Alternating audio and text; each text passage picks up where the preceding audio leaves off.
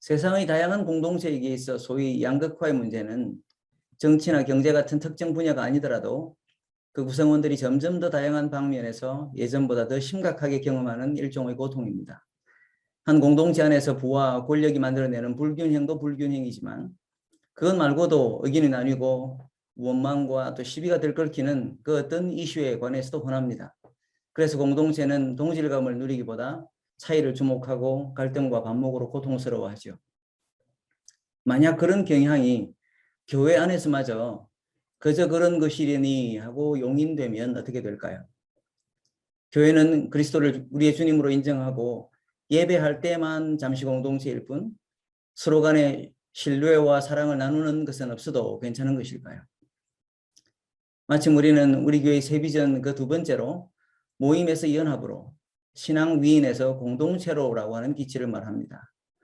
오늘은 이 비전과 관련해서 그러지 않아도 팬데믹으로 인해 모이지 못하는 것 때문에 상실감을 맛보는 우리가 정말로 추구할 것은 모임을 넘어선 연합이라고 하는 사실도 배울 겸 교회의 분열을 이야기하는 모든 시도에 대해 말씀으로 일대의 항전을 펴는 고린도전서의 말씀을 생각했으면 합니다.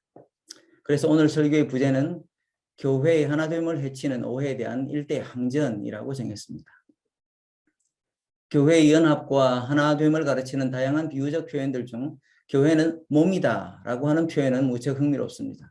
아니 그 의미를 곱씹어보면 신비하기까지 합니다. 어떻게 된 것일까요? 그리고 그것을 우리가 제대로 안다면 우리는 어떻게 달라져야 할까요? 이렇게 한번 되물어보죠. 교회의 하나됨을 몸이라고까지 비유할 수 있는가? 몸의 뜻을 풀이한 여러 사전들 중에 우리의 표준 국어 대사전은 이렇게 정의합니다. 사람이나 동물의 형상을 이루는 전체 또는 그것의 활동 기능이나 상태라고요. 그에 따르면 건물이나 조형물처럼 아주 크고 복잡하게 세워졌더라도 모든 부분이 하나의 생명체를 이루어 유기적으로 의존하지 않는 것은 몸이 아닙니다. 몸은 전체가 하나를 이루어서 움직이는 불가분의 한 생명 공동체인 것이죠. 그러니 서로 간에 나름의 유기적 의존성을 가지고 있는 공동체들을 한번 생각해 보십시다. 예를 들어 국민들로 이루어진 한 나라, 시민들이 모인 도시, 회원들이 연합한 한 단체, 식구들로 이루어진 가족을 몸에 비유하는 것은 어떻습니까? 각각의 경우에 그 구성원들은 서로 분리하려야 분리할 수 없는 몸의 지체라고 비유될 만큼 서로가 서로에게 연결된 생명 공동체입니까? 실상을 들여다보면 국가라는 공동체는 원하면 이민으로 국적을 바꿀 수 있습니다. 단체 역시 회원권을 버리고 탈퇴할 수도 있죠. 안타깝게도 심지어 가정까지 이혼이라는 법적 절차를 통해 남남이 되기도 합니다. 그러면 교회는 어떨까요? 물론 교회도 사정에 따라 이적할 수 있죠. 그러나 그것은 국지적인 교회에서 지역 간에 혹은 한 교회당에서 다른 교회당으로 옮기는 것에 해당하죠. 그리스도에게 속한 우주적 교회의 관점으로 보면 그 사람이 그리스도께 연합되어 있는 한 심지어 나라를 옮겨서 교회를 출석하더라도 교회를 떠난 것은 아니죠. 하지만 그럼에도 불구하고 교회는 왜 내홍을 겪습니까? 하나됨이 교회를 교회되게 하는 얼마나 중요한 속성이며 표지인지 우리가 안다면 우리가 그것을 지키기 위해서 얼마나 혼신의 노력을 다하겠습니까? 사도 바울은 이 문제에 있어서 사도로서 교회에 관한 진리를 사수하려고 하는 일대응전을 이 고린도전서에서 보여줍니다. 그것이 단순한 설명이거나 설교가 아니라 반격인 이유는 사도 바울의 말이 고린도 교회에 만연하고 있는 행습과 심지어 그럴듯한 주장들에 작심하고 반박하고 있기 때문입니다. 세상에 누가 교회 안에서 분열이 있어도 좋다고 주장하기까지 하였겠습니까마는 고린도 교우들이 가졌던 그릇된 확신의 근거는 그들이 속했던 당시 사회의 풍조였습니다. 그 시대 고린도의 문화가 교회로 스며들고 그것이 신학적인 이해를 물들이자 그것이 결국 교회의 분열을 조장했습니다. 우리인들 오늘날 우리가 매일 보고 듣는 사회의 풍조 속에서 우리도 모르게 진리를 파괴하는 말이나 행동을 정당화하는 일이 없겠습니까? 그러므로 우리는 교회의 하나됨과 분열이라고 하는 주제에 촉각을 곤두세우고 오늘 이 말씀을 따라 우리 자신이 반성하고 고쳐야 할 점은 없는지 한번 점검해 볼 일입니다. 말씀을 듣고 묵상하면서 성령께서 우리의 문제를 드러내 주시고 또 더 건강한 교회가 되기 위해 행동할 수 있는 은혜와 용기를 구할 수 있기를 바랍니다. 교회가 세상의 어떤 다른 공동체도 갖지 못한 몸의 특성을 제대로 갖추고 있다면 우리는 그것이 어떻게 가능한지를 이해하여야 할 것입니다. 겉으로는 전혀 한국인 같지 않은 사람이 한국인의 주민등록증을 갖고 있는 것을 본다면 아니 어떻게 된 거예요? 하고 묻고 싶은 것과 마찬가지죠. 우리나라에서 이러저러한 이유로 미국 등지로 이민 간 사람들이 미국 시민권 아니라 영주권이라도 얻기 위해 겪는 파란만장한 경험을 한 번쯤 들어보셨을 것입니다. 제가 아는 한 사람은 우리나라에서 가졌던 전문직을 포기하고 그곳에서 닭 잡는 공장에 취업하여 일했던가 하면 또 어떤 제가 존경하는 분은 항공기 개발의 전문 연구원에서 도넛 가게 주인으로 변신했습니다. 직업의 귀천을 말하려고 하는 게 아닙니다. 그처럼 육신적인 시민권의 갱신조차 어렵다는 것입니다. 그뿐만 아니라 저를 비롯한 선교사들이 자기들의 임지에서 비자를 얻기 위해서 드리는 공은 또 얼마나 큽니까? 그런데 사도 바울은 이 본문에서 그것보다 더 희한한 한 가지 경우를 듭니다. 국적과 언어, 문화를 불문하고 한 나라의 시민이 된 경우죠. 거기서 한 걸음 더 나아가 그들은 그 나라의 시민에 머무르지 않고 한 몸을 이루었습니다. 이것이 어떻게 된 일일까요? 오늘 읽은 본문의 13절은 이렇게 말합니다. 우리가 유대인이나 헬라인이나 종이나 자유인이나 다 한 성령으로 세례를 받아 한 몸이 되었고 또 한 성령을 마시게 하셨느니라. 이 설명에 따르면 이 일이 가능하게 된 것은 성령으로 말미암은 것입니다. 사람들의 출신 민족이나 신분의 명백한 차이에도 불구하고 한 성령께서 아주 기이한 변화를 일으키셨습니다. 성령으로 말미암은 이 변화는 일찍이 우리 주님께서 유대인 지도자였던 니고데모에게 일러주신 것과 같습니다. 니고데모는 주님과 나눈 대화 중에 자신이 도무지 이해하기 힘든 대목을 이렇게 반문하죠. 사람이 거듭나는 것이 어떻게 가능합니까? 어머니의 모태에 들어갔다가 다시 나와야 하는 것인지 율법에 박식한 그로서도 도무지 납득할 수 없는 말씀이었기 때문입니다. 그때 예수님은 이렇게 답하시죠. 요한복음 3장 5절부터 8절 말씀인데요. 진실로 진실로 네게 이르노니 사람이 물과 성령으로 나지 아니하면 하나님 나라에 들어갈 수 없느니라. 육으로 난 것은 육이요 영으로 난 것은 영이니 내가 네게 거듭나야 하겠다 하는 말을 놀랍게 여기지 말라. 바람이 임의로 불매 네가 그 소리는 들어도 어디서 와서 어디로 가는지 알지 못하나니 성령으로 난 사람도 다 그러하니라. 성령으로 난 사람도 다 그러하니라. 우리 주님께서는 성령으로 말미암은 이 변화를 일컬어 거듭남이라고 하셨습니다. 그러니 이것은 한 나라를 옮겨 다른 나라의 시민권을 획득하는 것과는 비교할 수 없을 뿐만 아니라 아예 사람의 논리적인 이해를 초월하는 것이죠. 니고데모가 무식해서 주님의 말씀을 이해하지 못한 것이 아니라는 말씀입니다.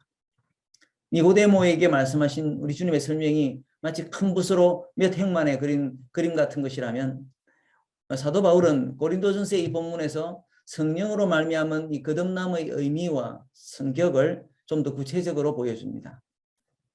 우리말로 다 한 성령으로 세례를 받아 한 몸이 되었다라고 하는 이 표현의 원문은 다 한 성령 안에서 한 몸 속으로 세례받았다라고 하는 그런 독특한 표현을 띠고 있습니다. 성령 안에서 그리스도인으로 거듭난 성도에게 이 거듭남이라고 하는 과정은 한 몸 속으로 들어가 연합하는 결과를 낳았다는 것입니다. 마치 제가 가지고 있는 이 컵이 한 몸이라 치면 이 속으로 들어가서 한 몸이 되었다는 말이죠. 이전에는 각자 그리스도와는 무관한 삶을 살았던 사람들에게 일어난 이 획기적인 변화를 일컬어서 이 말씀은 이 고린도전서 말씀은 세례라고 표현합니다. 이 세례의 과정이 한 성령께서 그 세례의 과정 속에 일하셔서 그들은 한 몸이 되었습니다. 물론 이 몸이란 그들끼리 달라붙어 커다란 한 몸을 이룬 것이 아닙니다. 그것이 아니라 그들이 하나님 나라의 시민으로 간주될 수 있도록 완전히 새로운 정체성을 제공하시는 분이 이 예수 그리스도가 머리가 되는 완전히 새로운 몸을 형성하게 되는 것입니다. 그 몸을 이루는 과정에서 성령께서 일하신 것처럼 지금도 그들이 한 몸으로 살도록 하시는 그들의 음료, 즉 공동체적인 생명과 활력의 원천도 한 성령이시라고 말합니다.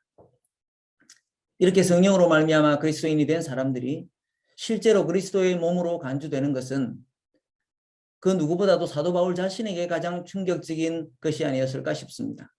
교회의 초기에 스데반 사건 이후로 더 많은 그리스도인을 잡아 죽이려고 살기가 등등했던 그는 다메섹으로 향하던 길에 처음으로 부활하신 주님을 만납니다. 사도행전 9장에 그 사실이 잘 기록되어 있죠. 호련히 나타난 빛 앞에 엎드려졌던 그에게 주님이 하신 말씀이 이렇습니다. 어찌하여 나를 핍박하느냐. 그가 핍박하였던 것은 스데반을 비롯한 그리스도인들이었습니다. 그런데 어떻게 그 고통받던 모든 그리스도인을 일컬어 예수님은 1인칭 단수로 나를 핍박한다고 할 수 있습니까? 그것은 사도 바울에게 예수 그리스도와 그를 믿는 모든 사람들 간에 발생한 이 신비한 연합에 대해 완전히 새로운 깨달음을 주었음에 틀림이 없습니다. 이렇게 성령으로 말미암아 한 몸으로 재창조된 사람들이 자신의 눈으로 보기에는 별다른 신체적인 변화가 없다고 예전과 똑같이 살아서는 안 됩니다. 그들은 그리스도에게 연합되어 새로운 한 몸의 일부가 된 자신과 또 몸 전체 사이의 이 관계와 역할을 바로 깨달을 필요가 있습니다. 그러기 위해 가장 우선적으로 이해해야 할 부분은 이 14절에서 20절 사이에 설명되어 있는데요. 그것은 한마디로 몸은 하나인데 그것이 그 몸이 여러 지체로 구성되어 있다는 점을 이해하는 것입니다. 하나이면서 그 지체는 엄청나게 많다는 사실, 이것이 몸의 신비입니다. 그런데 이 신비로운 다양성을 이해하지 못해서 일어나는 오해가 있죠. 삐끗하면 나는 몸의 일부가 아니다라고 하는 주장입니다. 특히 중심에서 멀고 자신의 역할이 보조적이라고 여길 때 이런 경우가 생깁니다. 오늘 본문에서는 발이 자신을 손에 비교하며 자신은 손 같지 않으니 몸에 속하지 않는다고 말하고, 귀 역시도 말하기를 자신은 눈 같지 않으니 몸에 붙지 않았다고 말합니다. 발이 없거나 귀가 없는 몸의 모습은 엄청난 연민을 불러일으킵니다. 우리 주변에도 사고를 당하였거나 태생적으로 몸의 일부를 잃은 사람들이 있습니다. 그 건강의 부조화와 불편함이 오죽 크겠습니까? 그런데 몸을 전체로 살피는 관점에서는 당연히 그런 일이 있어서는 안 된다고 말하면서도 자신이 상대적으로 맡은 역할이 덜 중요해 보인다거나 눈에 띄는 중심에서 멀다고 자신을 업신여기는 일은 또 얼마나 흔합니까? 그런데 그런 자괴감을 무마시키겠다고 모든 지체를 선망의 대상인 눈이나 손으로 만들 수는 없는 노릇입니다. 보기에도 흉하겠지만 그보다도 그렇게 해서 그 몸에서 사라진 기능을 대신할 방법이 없기 때문입니다. 그러므로 주목받지 못하는 자신이 싫어서건 더 눈에 띄는 역할을 사모해서건 자신은 몸의 일부도 아니라고 느꼈던 지체는 그 관점을 제고할 필요가 있습니다. 몸의 머리이신, 몸의 수장이신 주님께서 자신에게 맡기신 고유한 역할과 은사를 생각하고 그분의 권위를 겸손히 인정하는 것이죠. 이어서 나오는 18절부터 20절이 그 사실을 설명합니다. 그러나 이제 하나님이 그 원하시는 대로 지체를 각각 몸에 두셨으니 만일 다 한 지체뿐이면 몸은 어디냐? 이제 지체는 많으나 몸은 하나라고 하신 말씀이죠.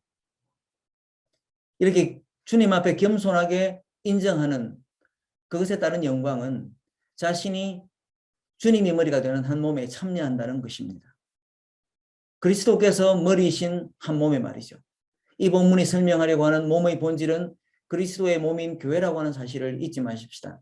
즉 자신이 교회에서 맡은 역할이 덜 중요해 보인다고 그것을 스스로 업신여기는 태도는 옳지 않습니다. 그것이 눈이 아닌 귀든 손이 아닌 발이든 오히려 자신의 역할에 긍지를 가지고 최선을 다할 때 그 지체의 영광은 그리스도께서 교회를 통해서 사시고 일하시는데 참여할 수 있다는 것이죠. 이처럼 모든 지체는 한 몸을 이루고 한 몸은 지체들로 구성되는 몸의 통일성과 다양성의 조화는 아주 많은 시험과 시련을 거칩니다. 외부적인 요인에 의해서도 시험을 당하지만 내부적인 위험 요소 또한 적지 않죠. 우선 조금 전 살펴본 것처럼 지체들 중에서 자신의 위상이 다른 것에 비해서 탁월하지 못하다고 멤버십을 포기하는 사람, 더 나아 보이는 역할만 하겠다고 하는 그런 발상이죠. 이런 문제가 지속하다 보면 그 몸은 발 하나에 손만 여럿 아니면 눈도 여러 짝 달린 괴물이 될 가능성이 있습니다. 그런데 그것보다 더 흔하고 더 파괴적인 문제가 있습니다. 자신이 우월하다고 다른 지체를 쓸데없다고 무시하거나 차별하는 태도이죠. 그렇게 해서 지체가 몸에서 떨어져 나가게 된다면 앞서 보았던 부조화된 몸과 다를 바 없는 불구의 몸이 되는 것을 막을 길이 없습니다. 상처는 상처대로 남고 조화롭던 기능은 기능대로 상실한 장애의 몸이 되고 마는 것이죠. 손이 발들어 너는 쓸데없다라고 하거나 눈이 귀들어 네가 나만큼 중하냐라고 말하는 것이 그 경우입니다. 설마 이런 일이 우리에게 있을까 싶지만 이 세상이 얼마나 그런 논리를 우리에게 조장하는지 모릅니다. 소위 위기 상황을 가정하는 것이 우리를 그렇게 부추깁니다. 예를 들자면 이런 식이죠. 망망대해에서 배가 파손이 되었습니다. 세 사람이 겨우 살아남아 튜브로 된 구조정에 타긴 했는데 남은 음식은 한 사람이 겨우 먹을 양식뿐입니다. 어떻게 해야 되겠습니까? 이런 문제 앞에서 우리는 위기감을 느끼고 선택을 강요당합니다. 상황이 부득이하므로 하나는 택하고 나머지는 버리자라고 하는 압박감을 느끼죠. 혹은 효율이라고 하는 말로 무정한 구조조정에 내몰리기도 합니다. 제한된 자원으로 회사를 운영하기 위해 경영진은 고심할 수밖에 없죠. 그래서 고효율을 내는 직원은 남기고 나머지는 비정규직으로 전환 내지 퇴사를 종용합니다. 이런 위기 상황이 왜 없겠습니까? 태도의 차이는 있겠지만 누구라도 자본주의 사회에서 경영자 입장이 된다면 그런 선택을 할 자유가 있지 않겠습니까? 그러나 그것이 이윤을 남기는 것을 목적으로 하는 사업체에게는 정의가 될 수 있을지 몰라도 교회에게는 정의가 될 수 없죠.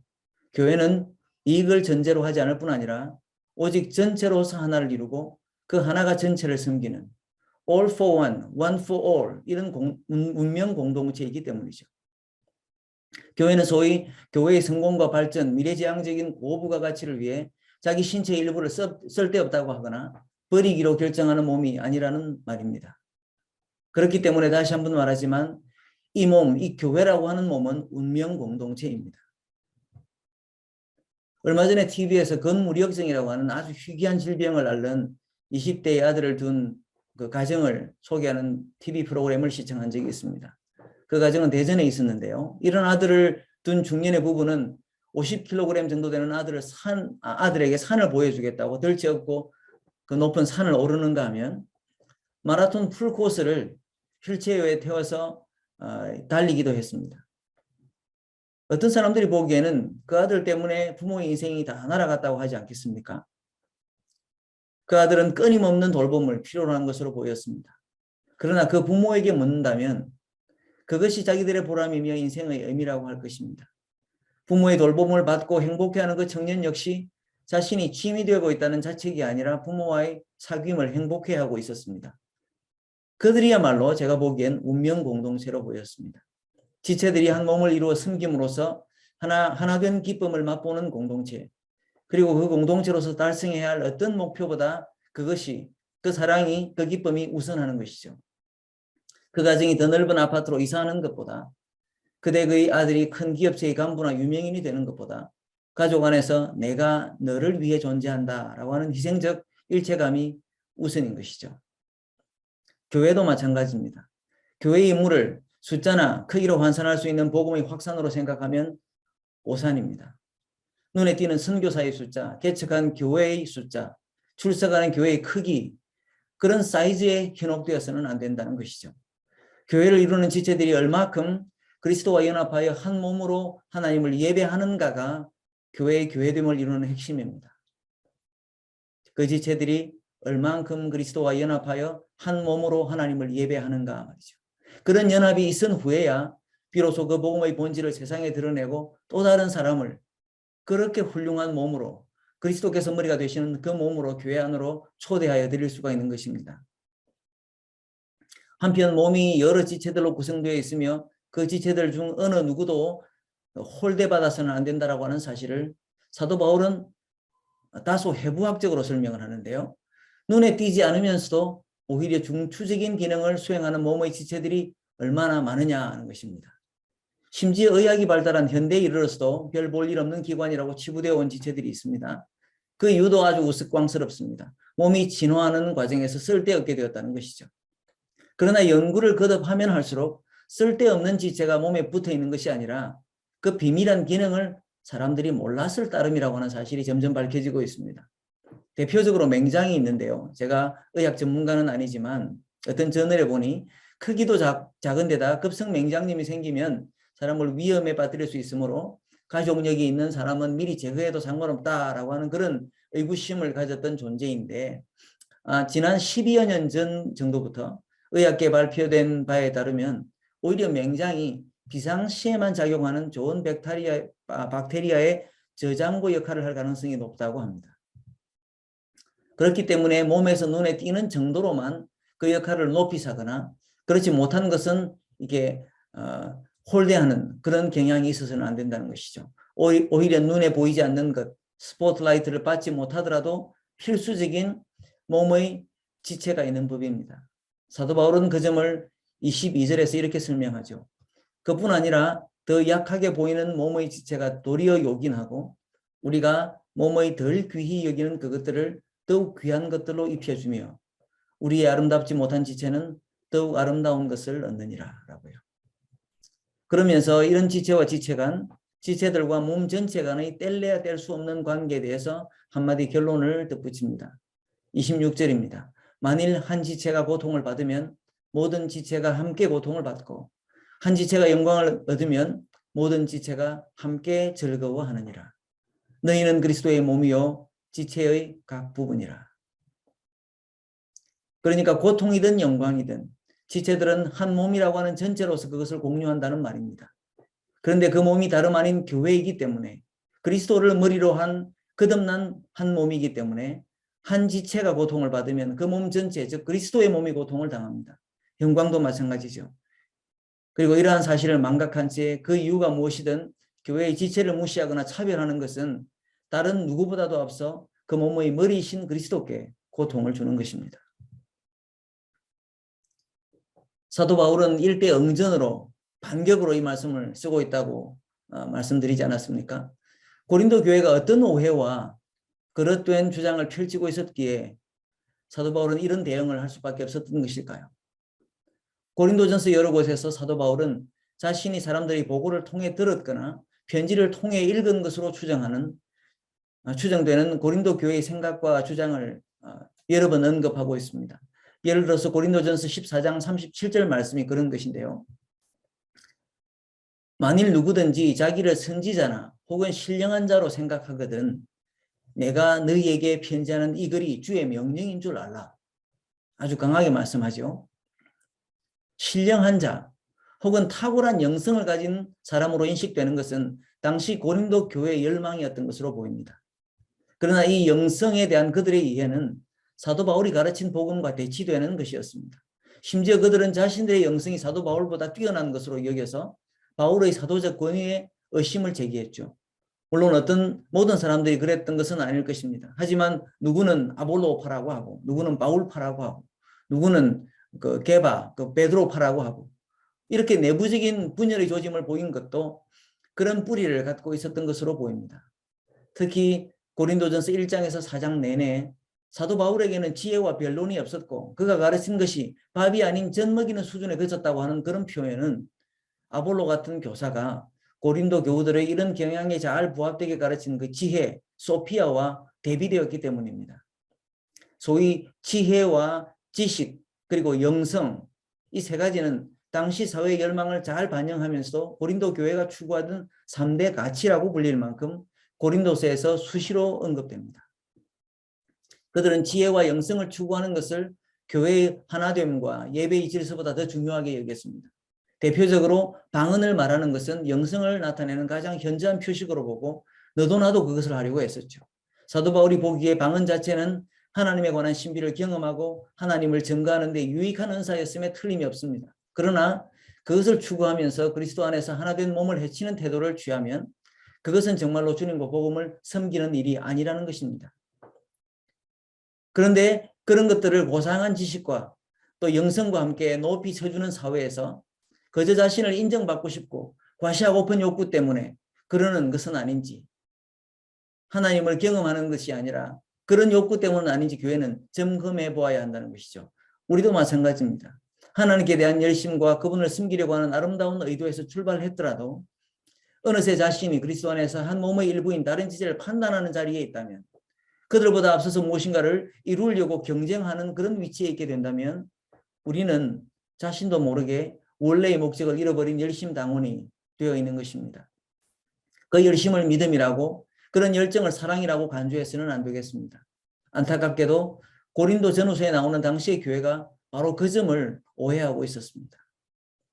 그래서 그 문제를 성령 안에서 한 몸으로 세례받은 교회라고 하는 표현과 더불어서 설명하려고 하는 이 사도 바울은 그 비유를 염두에 두고 교회 안에 있는 다양한 은사와 직분을 이 장에서 설명합니다. 다름 아니라 교회에 속한 지체들 전부가 한 몸으로서 조화롭고 충족되게 필요를 채울 수 있도록 하기 위해 그 목적으로 성령께서 성도에게 은사와 직분을 골고루 나누어 주셨다는 사실이죠.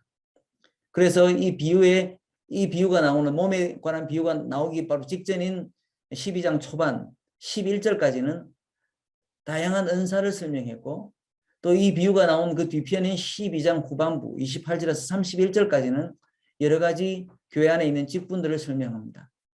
그리고 나아가서는 13장 전체에서 가장 으뜸이 되는 사랑을 소개하죠. 그렇게 사랑을 소개하는 것은 사랑도 은사의 하나다라고 빼놓지 않고 설명하기 위해서라기보다 결국 사랑으로 말미암은 은사와 직분의 실천이라야 비로소 성령 안에서 교회를 그리스도의 한 몸 되게 하신 하나님의 목적에 부합하는 교회의 삶과 예배가 되겠다라고 하는 것을 가르쳐주기 위함입니다. 이 본문이 우리에게 무엇을 말해줍니까? 사도 바울이 지적한 고린도 교회의 문제는 오늘날 우리 교회에도 실제하는 문제입니까? 겸손하게 우리는 그렇다고 말하십시다.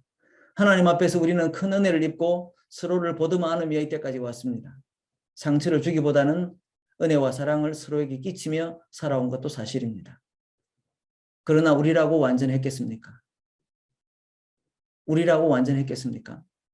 사도 바울이 말하는 그리스도 안에서 한 몸이라고 하는 교회의 정체성을 누리고 또 섬기는데 우리가 실패했던 부분, 우리가 되돌려야 할 부분은 없을까요? 몸의 아픔도 함께, 영광도 함께하는 운명 공동체로서 서로를 향한 신뢰와 사랑을 온전히 회복하는 은혜가 우리에게 있기를 바랍니다. 그리로 우리를 인도하시는 주님께 순종하는 마음으로 우리가 취할 행동이 있다면 구체적으로 옮기는 우리가 되기를 바랍니다. 주님의 몸을 함께 세워나가는 모든 지체들에게 하나님의 놀라운 은혜가 함께 하시기를 축원합니다.